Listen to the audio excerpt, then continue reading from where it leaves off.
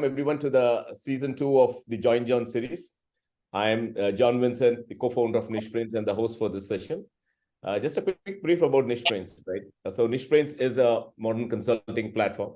So on one side, we help MSMEs with the AAA concept. That is, we help them assess, access, and accelerate their growth and transformation by connecting them to curated industry experts on demand. And on the other side, we help with consistent business. That's pretty much like unlimited range of business opportunities to industry experts who are looking to realize their fullest potential. So in this session, we have a very good distinguished guest, Professor Shailendra Best. So he's the associate professor and dean of the Center of Excellence for Digital Transformation at the IBS Hyderabad. He comes with more than 20 years of experience in research, consulting, teaching. His field of expertise is primarily with marketing, marketing of health, education, microfinance services, with a focus for leveraging information and communication technologies for the benefit of underserved and advance in interface between marketing, technology, and public policy. So at the Center of Excellence, that is CEDT, he works with a team of experts to engage with key stakeholders across industry, academia, and society through research, consulting, training, and outreach. At IBS, he teaches MBA courses in business marketing, managing platform businesses, digital transformation, and marketing management. He also conducts quite a lot of workshops for researchers and professionals on various topics related to marketing and ICT. So he's very passionate about creating and spreading knowledge that can create a positive impact for the society and the environment. So it is absolutely wonderful to have you with us today, Shailendra. Thank you very much, John. It's always a pleasure to talk to you guys. Thank you so much. Yeah. So Shailendra, so we pretty much have like an interesting topic, right? So we're talking about the guide to digitalization. So it's like the unleashing the power of digitalization. Is it like a stepping stone to success? So before before we go a little bit deeper into it, I just want to understand. We hear quite a lot of these terms. We talk about one is digitization, then there is digitalization, then there is digital transformation. So what are these terms? Are they pretty much the same, or if different? How different are they from your point of view?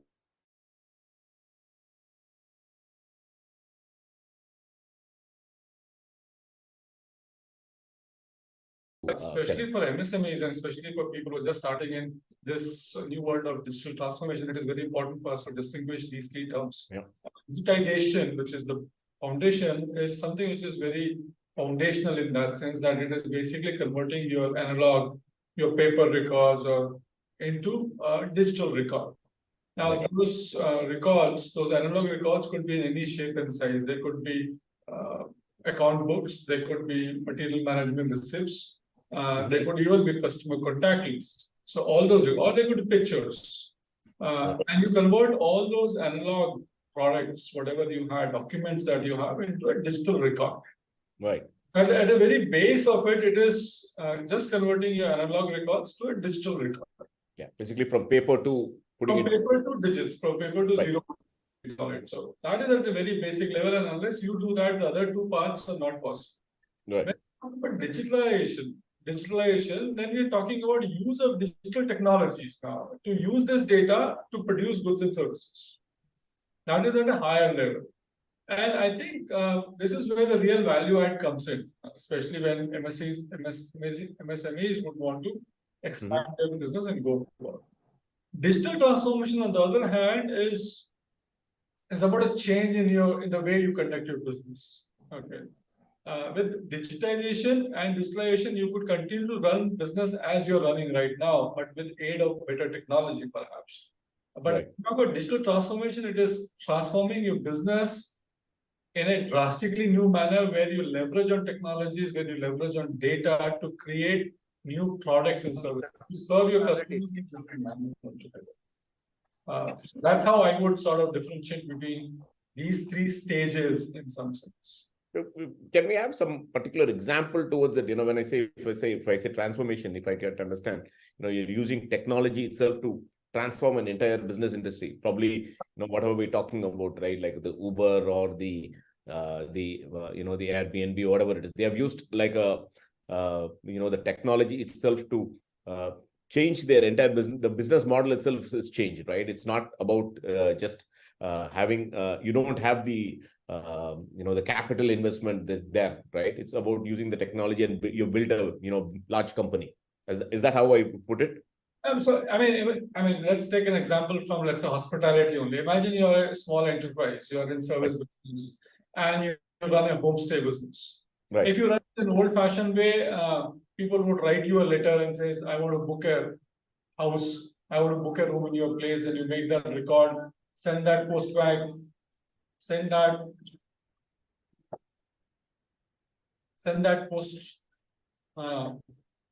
postcard back, and then when these guys come in, you maintain that. So you could convert all that into perhaps an email, perhaps an electronic record, create a CRM system, which is a CRM system, and thereby make it more efficient, just the use of data. Right. If you go a little higher, perhaps when the customers come in, you have a digital lock. Okay. So the customer doesn't require you to be there. There is an electronic lock. Correct. There is electronic lock, there is video cameras and stuff like that through which you maintain. Perhaps you could use a digital technology to accept payments as well. Right. Send them a receipt. Correct. Digital transformation, on the other hand, would be where you start leveraging on this customer's behavior and data about their behavior and data about equipment in your place, and then create new platform. For example, this guy comes here, lives with you, you understand their travel partner, and then you say, oh, I could also offer them a taxi service. I could also offer them a guide service. Perhaps I could also sell them few products which are locally made. Right, right. So you are reimagining your business in that sense, using digital technologies. Okay, wonderful, wonderful. So, say again, since this session, I primarily focus towards the micro and small industries. Correct. So, is there a specific, guide or process, that needs to be followed? Either, should it be that micro industries, can they just directly jump off into like a transformation, or should they go like, first you have to digitize yourself, or you do directly a digitalization? Is there some step-by-step guide for, when we talk about micro and small industries? I know the large companies and probably the medium companies approach it a little bit differently, but I just want to understand how should, because you've been closely associated with the micro and small industries, I just want to understand from your perspective how we should approach for, micro and small industries. And I'm glad you brought this up, because recently we just completed a project in CEDT along with FES, Frederick Ebert Stiftung, which is a German foundation, on Digital Street, which is about use of digital technologies by micro and small enterprises. That was mostly focused on climate change. But what we also saw was use of digital technologies and digitization. So I think for MSME, the first step is definitely digitization. MSMEs being sole proprietorships or even smaller family-run enterprises are mostly manual, process-driven people. Right. Either for lack of resources or lack of knowledge or lack of appropriate technology or exposure, they would simply be doing stuff in an analog manner. So the first step definitely for all MSMEs, mostly micro and small enterprises, which constitute 99% of all the enterprises in this country, has to be digitization. They have to digitize their records, their processes, their products and service delivery, their customer data, and so on and so forth. So digitization definitely is the first step, followed by use of technology. And I've seen, and I'm glad that Nishprain is doing workshops and programs on how to use something like AI tools like ChatGPT to do that. Yep. So integration of more and more AI tools. Most of them are freely available at very minimal cost, or even use of small IoT things. One of the best example we saw in our work was use of IoT devices for water management, for electricity consumption metering, things like that, for simply managing your hallway lights or your air conditioning and so forth. So use of IoT devices, use of artificial intelligence, what could be the second step of digitalization, is something which are really low-hanging fruits for most of the micro and small enterprises. Right, right. So when it comes to these kind of micro and small industries, so I'm just coming from the experts' point of view, because that's this session is primarily focused towards experts, right? Where should be the focal point for all these experts when they are working with micro and small industries? I know you do quite a lot of research. You closely work with some of the micro and small industries. How they work, what is the kind of the efforts that is needed to connect with them. So can you share some perspective on that as well? How should experts primarily look at working with micro and small industries? I think, and this we have discussed multiple times. I think for the last 2-3 years, we've been talking about it. And for experts also, it is very important that they should go back and perhaps use the tool that you guys have developed on digital maturity. And the first thing we need to do when we are working with micro and small enterprises is to develop what we call as the baseline. What is the current status of digital in the enterprises? I think one of the errors one of the, not errors, but one of the fallacies of this entire consultation could be that you start at a very high or very low level, because you don't know what is the current status of the enterprise. So I think doing a digital maturity index kind of exercise where you try to figure out what is the current level of digital maturity for that micro or small enterprise, and we have ready tools available for that. In fact, Nishbrain promotes such a tool. Doing that first, either the enterprises themselves do it or the experts does it before they start engaging. And that is where I think two important skills. One is in terms of understanding the true nature of the business, understanding the digital nature of the business, and listening to the entrepreneur about what their pain points are and how those pain points could be relieved through technology, digital technology. I think that is the first start point. And what we have seen is a lot of time we offer very standard solutions to this without understanding what is the digital maturity of the entrepreneur. Correct. All said and done, we might think that we are an expert, so we have a certain understanding of how things work, but they may not be very obvious to the entrepreneurs.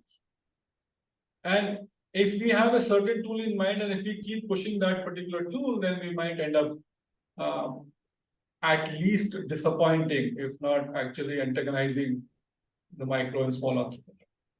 So understanding where the client is, understanding where the micro and small entrepreneur is by using one of the tools, readily available tools in terms of digital maturity.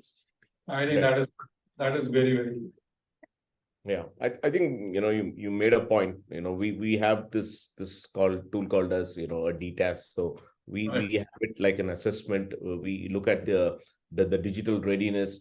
We have some 4 key areas that we look at in terms of their technology adoption, in terms of their leadership, in terms of their marketing. So we have some 3-4 areas that we primarily cover. And I think that's probably a point that we are talking about, right? You as an expert, when you would like to not just go and straight away say that let's do a transformation for you. That's not how you'd step up for a micro and small industry. So you would like to first look at what level they are in their overall digital journey itself, and then it's probably a step-by-step process. That is what you're trying to say that, right? Absolutely. It's like what the very first question that you asked when we started this webinar. I think the same question should be asked by the expert when they engage with the micro. Figure out what is the extent of digitalization first. Okay. Then figure out what is the level of digitalization which is there. And then perhaps look at if they're ready for digital transformation or not. Just pitching them a digital transformation idea and building a strategy around it is not going to be working if they do not have the basic foundations of digitization in the first place. So that kind of maturity and figuring out digital maturity of the micro and small enterprise, I think that's right. But then you've been working again very closely with the micro and small industries.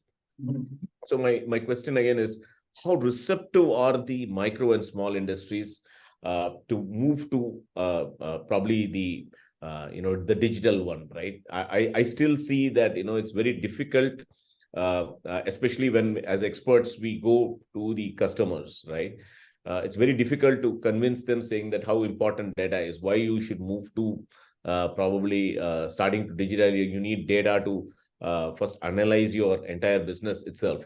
So how difficult is it? How do you go about convincing them? Because you've been working very closely. I'm just trying to understand, how do you go about that? Of course, I have more academic interest in the entire thing, but again, whatever interactions we have had with micro and small enterprises, I would always say that we should start with a very low-hanging fruit and show them results there. Okay. Right. Now, what do I mean by a low-hanging fruit? It is, so lowest hanging fruit is in terms of cost reduction. Okay, whenever we talk about from an entrepreneur point of view, anything which reduces cost for them is going to be welcome. Okay. So if you could suggest, so this is about, for example, if they have a CRM, and when I say CRM, everybody has a CRM, whether they have a pen and paper CRM or they have a sophisticated tool, CRM is CRM. They have a customer relationship management way of doing it. Right. Then if they're using spreadsheets, if they're using pen and paper, if they're using phone calls, if you could show them and demonstrate that how you could reduce your cost of acquisition for a customer, cost of reaching out to a customer, these low-hanging fruits in terms of having some efficiency built up in terms of CRM is definitely one place where there's a lot of inefficiencies in the way regular businesses work in terms of their approach to customer relationships. So their use of digital technologies, both in terms of digitization of their existing records as well as use of some softwares to reach out to their customers, that makes sense. So low-hanging fruit, that is the gateway. I would also say some of the finest thing could also come in cost reduction in terms of their shop floor operations. Okay. Water management, energy management, power consumption, lighting, things like that, they have a direct impact on the bottom line. So a lot of micro and small entrepreneurs, even in our work, they appreciate that part, saying that, okay, how do I reduce cost? So if you could reduce cost by better management through better monitoring, through IoT devices, that certainly is going to make them more accepting in terms of their... So more towards the green and sustainability side, so that they are more receptive. It acts on the sustainability side as well as... It definitely helps on sustainability, but the driver there is still cost. Cost reduction is the primary driver, leading to sustainability. That is a cherry on the cake. But the primary driver for micro and small enterprises would still be cost reduction, right, followed by revenue enhancement. So when we look at value proposition that you could offer to a micro and small enterprises, we would divide it into three parts. First, and the basic one, which everybody loves, is cost reduction, followed by revenue enhancement, followed by quality enhancement. So right, at three levels you could talk about it. So I think the lowest hanging fruit is cost reduction, and digitization and digitalization can definitely help a small entrepreneur, micro entrepreneur, to reduce cost. I just demonstrate either through CRM or ERP solutions, even e-commerce solutions. These are all e-commerce solutions work both ways. E-commerce solutions can work in terms of cost reduction as well as revenue enhancement. Right. As well as revenue enhancement. So I would recommend that we follow this idea of cost reduction first, followed by revenue enhancement, followed by quality enhancement in that sense. I think it makes sense. Yeah. So, I see that now that, we have an approach in terms of how, what is that, you probably have to start from the low hanging fruit and probably look at, smaller kind of, digitization or digitalization, looking at their overall picture, right? But coming from an expert's point of, what typical models that do these, micro and small industries, work with when it comes to using an external consultant. I'm just trying to see, you've been consulting for quite some of these micro and small industries as well. What exactly entices them to engage with an expert? Whether it is like do they look at it as just as a project which comes out, or is there some kind of an outcome based? What is the kind of approach they mostly prefer, the micro and small industries? So when we look at those models, I mean, it could be, like you said, it could be project-based, it could be outcome-based, it could be simply advisory or consulting, it could also be hybrid. And like always, there is no one fixed answer to that. And I would definitely recommend that it is based on the engagement that you create, the kind of rapport you create with the micro entrepreneur as to what suits their requirement at a certain stage. Now, they might also evolve over a period of time. If you build a relationship with them, you might start off with a one-off project and then get into a more consulting mode, or perhaps you could then get on to an outcome-based. It depends also on the expertise and confidence that an expert has on their own abilities to deliver results. But the easiest way to get into that is more of a project kind of model. Though some entrepreneurs who are more refined might look for an outcome and says, only if you demonstrate a certain value addition that we are on with this deal. But a combination of project and outcome is something that we could look at. And as they graduate to a higher level, perhaps then we could shift to a very simple advisory and consulting. Yeah, see, the primary reason, at least why I see that is, Shailendra, is that most of these micro and small industries, right, they work on very thin margins, obviously, right? Yeah. And for them, you know, I do understand that, first of all, you know, they very less engage with external consultants. So they are pretty much, as I see it, they are pretty skeptical when it comes to, you know, external consultants coming over, because for them to listen to, you know, let it put me in a very standard one, some gyan, it doesn't make sense for them. I see that most of the times, you know, they expect that, you know, when I say that, yeah, I'll be able to reduce your cost, right? So I see them more receptive when I say, you know, I'm not going to, you know, till I get you the cost reduced, you know, I'm not going to charge you. So once the cost is reduced, it could be a fixed, you know, cost, but probably it comes towards the end, or it could be based on the final the savings that the company, you know, you as the next, you know, as an, you know, expert you have created for the organization, because you know, they don't want to like pay you about 1 lakh and you only save them, say, you know, 25,000 a month, right? So I know that there has to be some balance. So how do we basically get this balanced out? On the other side, you know, experts, they do want to work with, obviously, you know, I've seen that quite a lot of experts want to work closely with the micro industries, the small industries.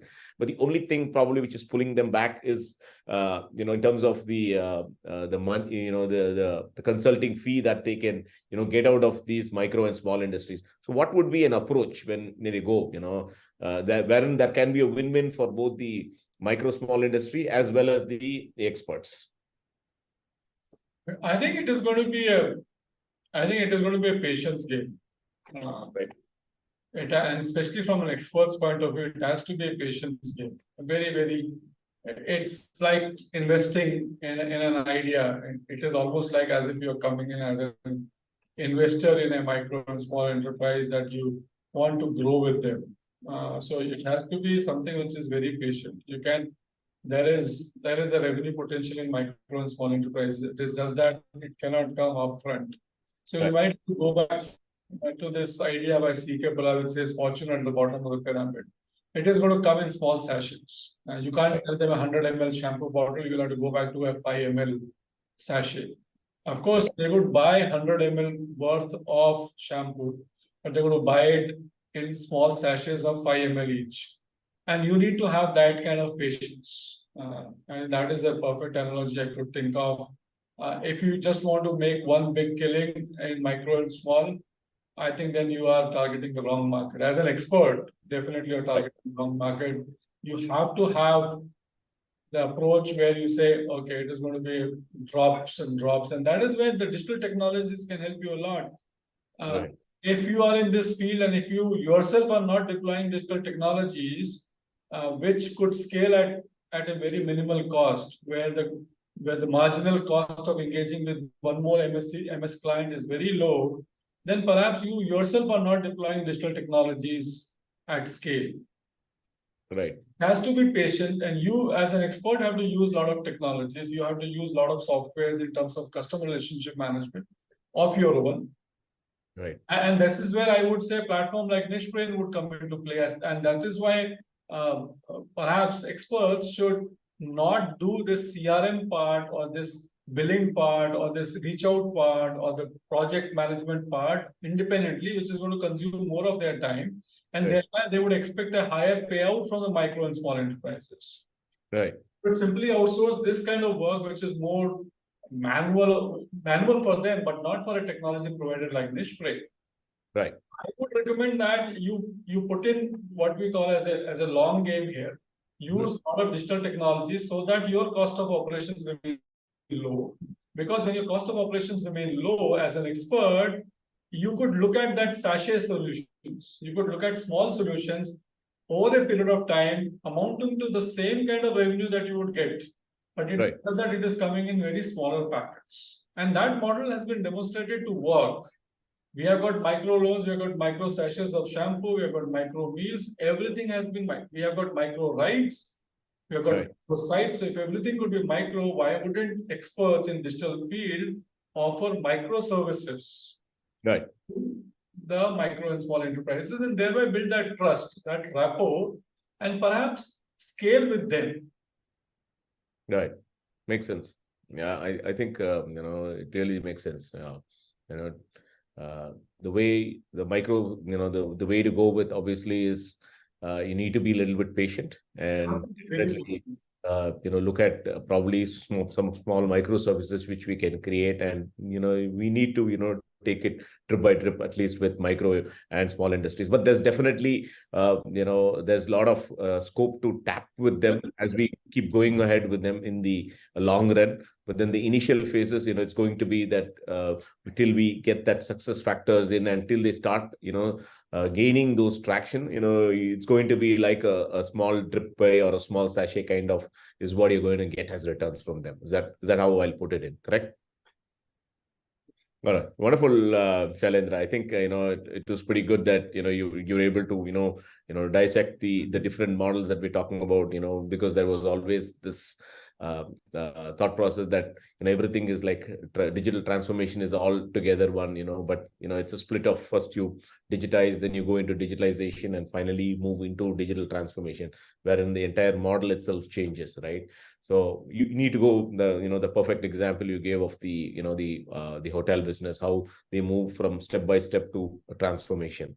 So that's one key thing which you mentioned. Then obviously how experts can basically look at the lower hanging fruits rather than going in for a lamb bang, complete change of the entire business model, going in small steps. And obviously you talked about the final way where how do you basically make your own. You need to be patient with micro and small industries to make your larger gains towards the end at some point of time, but the initial process is going to be it's going to be a little bit small. So that's how experts need to think when they are working with micro industries. But there's definitely a lot of room and scope for you to work with them, because especially in India kind of country wherein more than 90% are the micro and small. So there's huge scope. I think it's a pretty good session and thought process from you, Shailendra. Thank you so much. So I think we're pretty much there. So with that, I'll open it up for the audience questions. So anybody has some specific questions to Shailendra, please open it up now. Please unmute and ask your question. Yeah, this is Udayan. Yeah. Yes, Mr. Udayan. Yeah. So when you talk about digital adoption by the companies, you are talking about the first is the cost side of it, then the revenue enhancement, and third is the quality enhancement. Now, when you talk about cost optimization or cost reduction, which are the typical use cases you think they will latch on to the SME sector, they will latch on to, and will that be a great starting point? Yeah, thank you very much for that question. I think you have correctly identified that cost reduction definitely is a lower hanging fruit and also very attractive, especially for micro and small. And I would say use of IoT for the shop floor, for the production unit, where smart metering, for example, something like electricity consumption, smart metering, looking at better supply chain management using IoT tools. These are obviously supply chain and your shop floor operations. They can help a lot. Also in terms of your packaging, also in terms of the outward transportation to the distributors. These are the 2-3 places where, through better use of existing resources themselves. So it is not to buy new resources, it is to have existing resources, use more technology, especially IoT, in terms of tracking your material, in terms of tracking your workers, in terms of tracking your energy consumption and other resource consumption, that you could definitely reduce cost. And that either you could retain for yourselves or offer it as a lower price to your buyers. Thanks. John, I have one more request for you. Yeah. Yes, Sudha. Can you share the recording of this since you are aware that I am into I'm consultant in digital transformation space. Right. I'll be happy to share this with few of the customers. For them, this will be a great learning experience. Absolutely. So my team post this will definitely share this entire recording as well. So it will be on our YouTube channel, and my team will also share it individually to the people who have attended and to some of the audiences. Definitely. Thanks, John. Thanks. Hello, John. Yes, Vijay, go ahead. Good evening to you both and Shailendra. I think this is an excellent session. A lot of things to learn. My specific question, to Shailendra is, Shailendra, we are into providing ERP solution for the manufacturing industries. Okay. The specific challenge what we face is that the mid-sized companies are willing to spend big money on a branded solution, which actually does less for them. And they let's say on a number, let's say they're willing to spend about 100 rupees for them, okay, which doesn't work. Okay, they have a lot of customization, it takes a longer time to adopt, but still they are willing to spend that money. When I ask for 25 rupees, they are not even willing to, they negotiate with me for 10 rupees.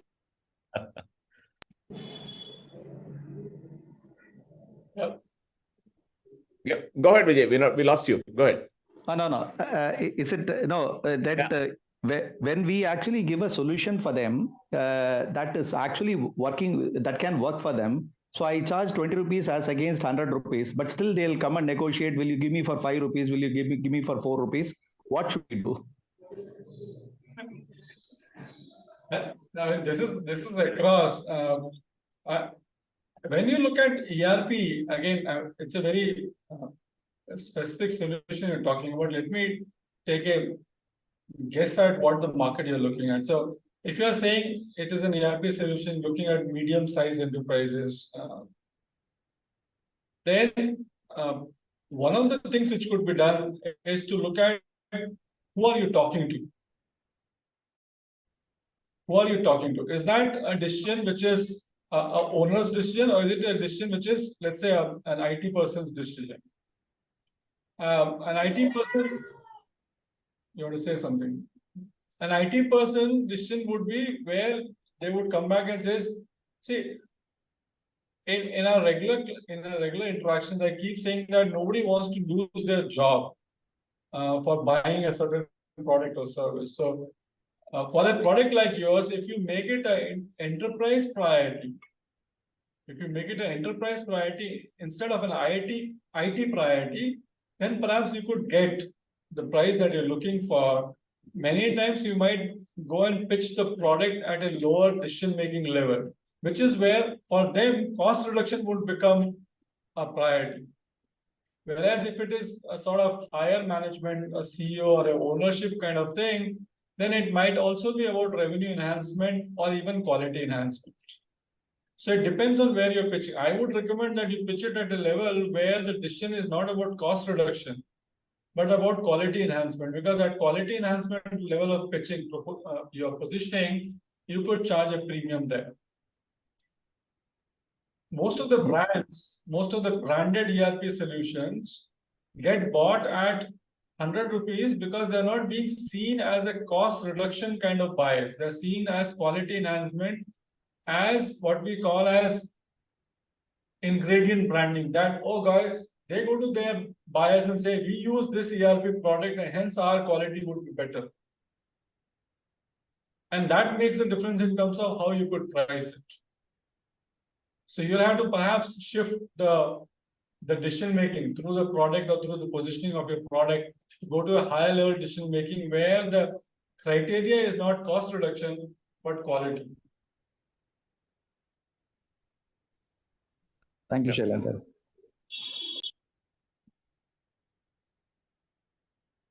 Any other questions? Anybody has? I had a question. Yep. Go ahead. Shailendra sir, hi, good evening. I just wanted to ask about when you're actually incorporating, let's say, IoT and other factors into how you're operating within the business. There's a certain dichotomy, like even when you're going digital, what's happening is basically there is a certain level of, let's say, cybersecurity interference that can come into play, let's say, for the personal information of the company. How can we possibly like mitigate those nuances?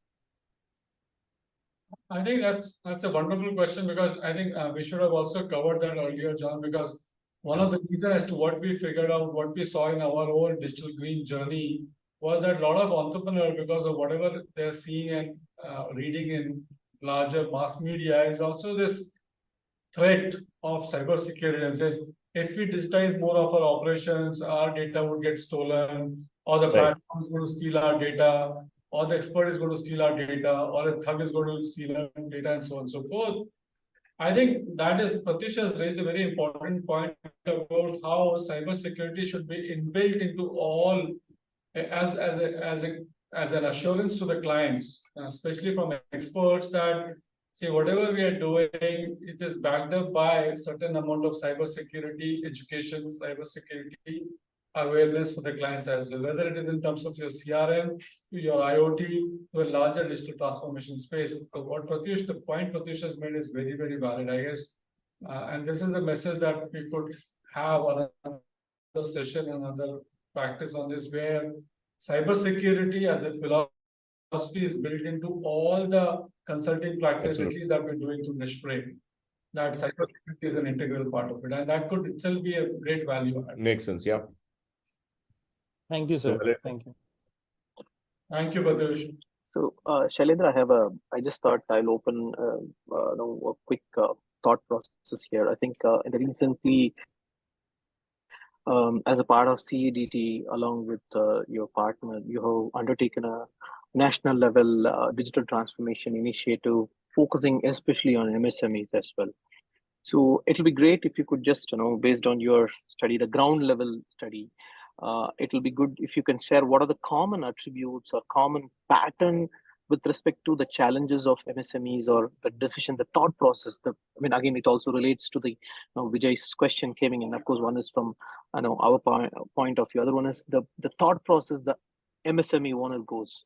When he's looking at hearing the buzzwords, hearing the lot of things, there is a huge amount of information available is on one side. At the same time, what it goes when he hears about this digital transformation and its benefits or risks and other things, what makes him decide or not decide. If you could possibly share some your views from the ground, it'll be helpful for our experts as well. And it can they can possibly include it as well. Yeah, thank you, Lakshmi, for that. I think just a caveat there, we had focused on digital transformation of micro and small enterprises, but we were very focused,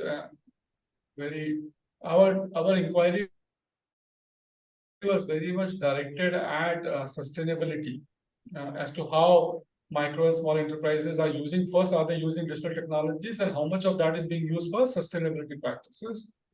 On both the accounts, unfortunately, not much is being done. When we look at digital transformation, that is a bigger word, but the first barrier, or first step itself a barrier, that a lot of their processes, a lot of their own information is not digitized yet.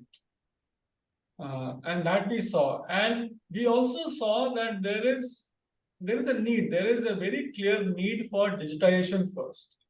So one of the easiest or one of the lowest hanging fruit, like I keep saying, for all the experts to do that for their respective domains. So if they're in supply chain, if they are in marketing, if they're in finance, if they are in HR, whatever they are in, they should look at how can I help my MS clients to digitize their processes, to digitize their records in the first place.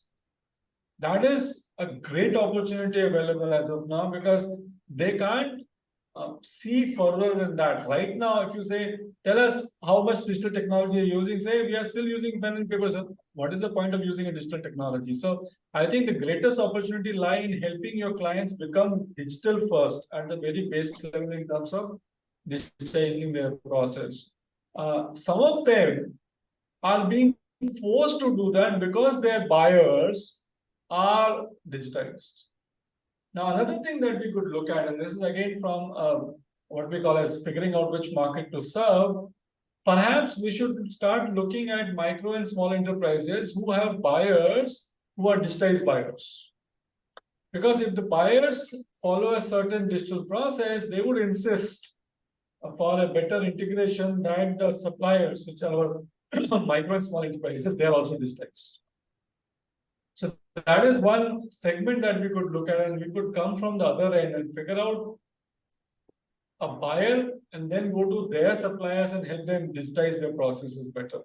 And that itself could be a value proposition, that if you do this, if you do a better digitalization of your records and incorporate some amount of digitalization, you would have access to a larger market, which is the revenue enhancement potential I was talking about in terms of a value proposition.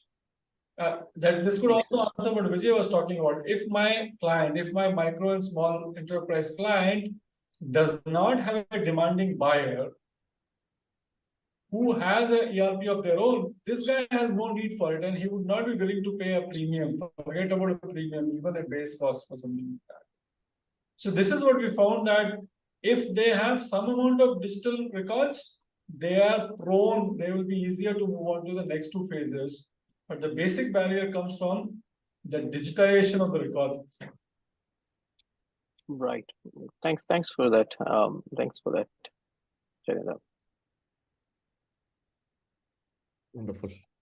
Anybody has any other questions? All right, wonderful. So I think we are pretty much close to the end here. I have one question, John. Yes, please go ahead. Yeah, Shailendra, when we talk about a market segment, typically MSME, which cost model, like CapEx or OpEx, which one you think is more suitable for as a market penetration strategy? Like I said, I'm a great fan of C.K. Prahlad, and he says, which is fortune at the bottom of the pyramid, where he says there is wealth, but that wealth is not in cash. There is a lot of revenue potential in micro and small enterprise for you as service providers, but it is not readily available in large amount of cash. So you'll have to go for an OpEx model only and make sure that they don't have a high upfront cost. They can buy sachets of shampoos, 5 ml shampoos, but if you ask them for 100 ml shampoo, they would not have that kind of cash available with them. So I guess an OpEx model would suit for most of the micro and small enterprises. That will be a great confidence building exercise also with the customer vis-a-vis technology and your own kind of a setup or your own firm, yeah? It allows micro and small enterprises to experiment and experience the products and thereby develop more confidence and also more rapport with the service providers. They can't take chances. They are so short, they are so tight on cash and other resources that they can't take chances of putting up an CapEx without fully understanding what it is. And as a result, they pull back and don't do anything in that sense. So if you could offer them this approach where they could experiment with little amount of resources, then perhaps you could find a better market. Thank you. Wonderful. So thank you once again. Thanks, Shailendra. I think it was a great session here. We had some good, Q&A as well. I think there's quite a lot of inputs that the audience had, and there's great information for them to take back. So once again, thank you so much for taking your time out from your teaching, your research time to be part of this session. Wonderful to hear from you always. Yeah. It's always a pleasure, John. Thank you, Lakshmi, and all the very best friends. All right, thank you so much. So once again, thanks everyone. So this is John signing off, and probably we'll see you in a different kind of an episode of Join John with probably a different and interesting topic as well. Thank you so much. Bye-bye. Bye. Niche Brains. Democratizing digital transformation.